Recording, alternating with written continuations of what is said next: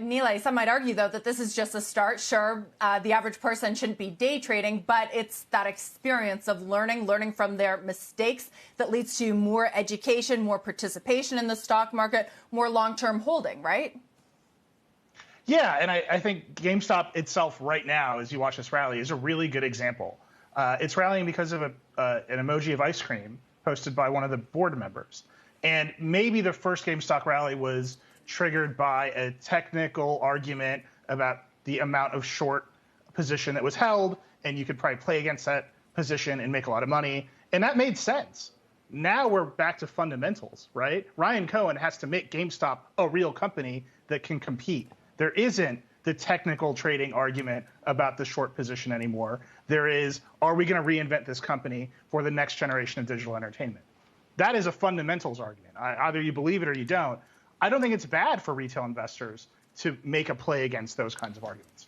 Yeah, well, I'm not sure we are back to fundamentals yet, Nilay. I mean, I'm not sure who's moving the stock, right? I mean, is this Ryan Cohen like actually moving the stock? Is this professionals who see anything that Ryan Cohen does as an excuse to get this thing moving so they can make money? I don't know that there's any way for us to know. But I also wonder, why is there, you think, this setup, this argument, Robin Hood versus? I mean, it wasn't hard for individuals to buy stocks before. It's easy. You can go lots of places and do it. The commission on buying a whole bunch of anything isn't significant. It's maybe a little attractive if you want to trade often and rapidly, but I stand by, most people shouldn't do that.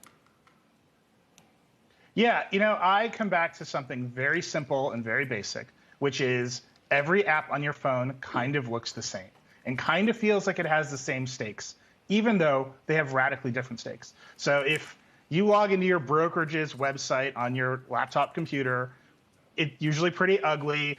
It's usually pretty hard to use. You're full of disclaimers, right? Like, you understand the stakes of it inside of that interface. Robinhood has an interface that looks more like a video game, and you feel the stakes of it more like a video game.